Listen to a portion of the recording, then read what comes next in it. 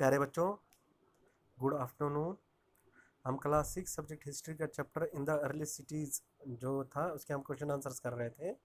आज जो इसके बचे हुए क्वेश्चन आंसर्स है वो हम करेंगे। क्वेश्चन नंबर 4 है, make a list of all terracotta toy shown in the lesson, which do you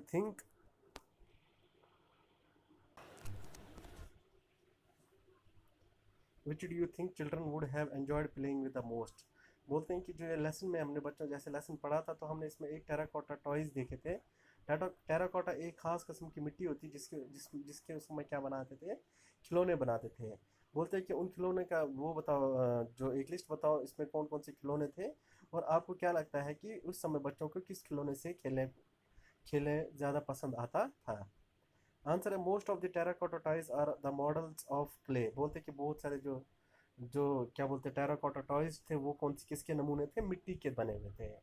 most probably the toys are models of some animals. बोलते हैं कि ज़्यादातर वो जो खिलौने थे वो किनके बने थे, नमूने किनकी शक्लें बनी थी, ज़्यादातर एनिमल्स जानवरों की थी। ब्लैक कार्ट होता है बैलगाड़ी की थी, एंड ए प्लो और हल की शक्ल थी।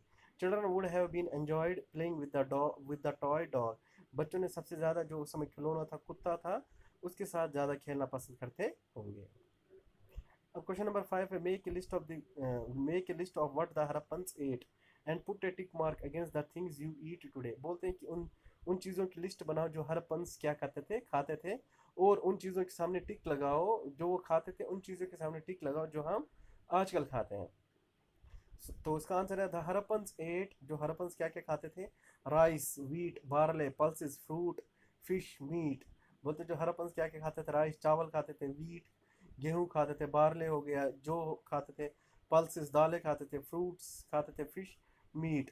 We eat rice, wheat, pulses, fruit, fish and meat. बोले जो हम क्या खाते हैं इनमें से, हम भी राइस खाते हैं, व्हीट खाते हैं, पल्सेस खाते हैं, फ्रूट्स खाते हैं, फिश खाते हैं एंड मीट खाते हैं।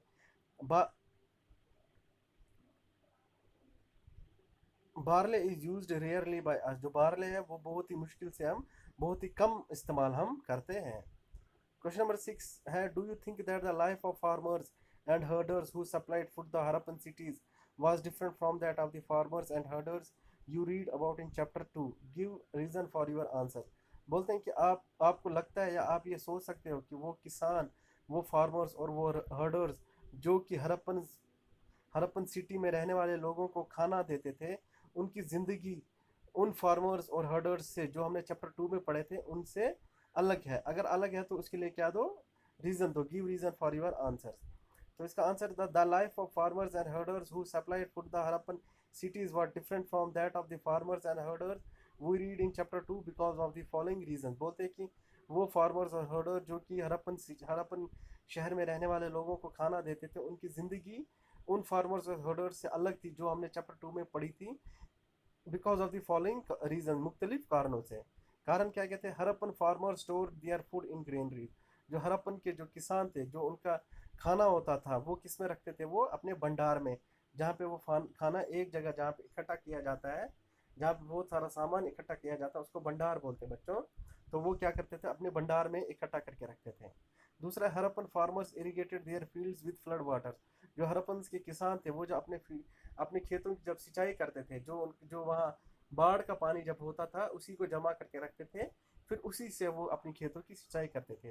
To increase their production they develop the different method of irrigation. अपनी फसल की पैदावार को बढ़ाने के लिए उन्होंने अलग अलग तरीके, सिंचाई के पानी, खेतों में पानी देने के लिए या उसको सिंचाई के लिए उन्होंने अलग अलग क्या किए थे, तरीके ईजाद या इस्तेमाल, या उन्होंने नए नए तरीके निकाले, अपनाए थे। तो थैंक यू बच्चों, इसी के साथ आपका ये चैप्टर ख़त्म होता है। थैंक यू बच्चों।